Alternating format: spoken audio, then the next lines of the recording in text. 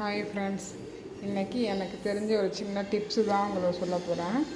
நம்ம நைட் நேரத்தில் வேலையெல்லாம் முடிச்சிட்டோம்னா இது மாதிரி நீங்கள் கிச்சனை உடனே சுத்தம் பண்ணி வச்சுக்கிட்டிங்கன்னா உங்களுக்கு காலையில் எழுந்திரிச்சோடனே வேலை செய்கிறதுக்கு ஈஸியாக இருக்கும். உங்களுக்கு நைட்டு நீங்கள் என்ன டிஃபன் பண்ணிங்கனாலும் டயர்டாக தான் இருக்கும் வேலையெல்லாம் பார்த்துட்டு வர்றவங்களுக்கு.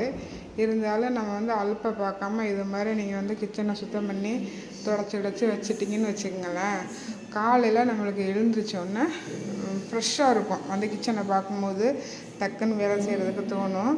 அது மாதிரி சிங்கில் நீங்கள் பாத்திரம் போட்டுகிட்டே படுக்காதீங்க. என்ன கரப்பாம்பூச்சி இந்த மாதிரி தொந்தரவுலாம் அதிகமாக இருக்கும். அதனால் சிங்கில் பாத்திரம் நீங்கள் எப்போதுமே போடாதீங்க. அப்படி பாத்திரம்னால விளக்க முடியலன்னா சிங்கில் உள்ள பாத்திரத்தில் கழுவிட்டு ஒரு டப்பு இந்த மாதிரி ஏதாவது ஒன்று வச்சு இந்த மாதிரி தனியாக எடுத்து வச்சுருங்க. விளக்குற பாத்திரத்தை நம்ம காலையில் எடுத்து போட்டு கூட நம்ம விளக்கிக்கலாம். இது மாதிரி நீங்கள் டெய்லி கிச்சனை நீட்டாக வச்சுக்கோங்க. அது மாதிரி இன்னொரு டிப்ஸ் என்னென்னா, நம்ம அடுப்பை வெறுமனேன்னு வைக்கக்கூடாது. அடுப்பு மேலே இது மாதிரி ஏதாவது ஒரு பாத்திரத்தை வச்சுக்கோங்க. இது ரொம்ப நல்லதுன்னு பெரியவங்க சொல்கிறாங்க. வெறும் அடுப்பை வைக்கக்கூடாதான். அவ்வளோதான் இன்றைக்கி நம்ம டிப்ஸு. தேங்க்யூ.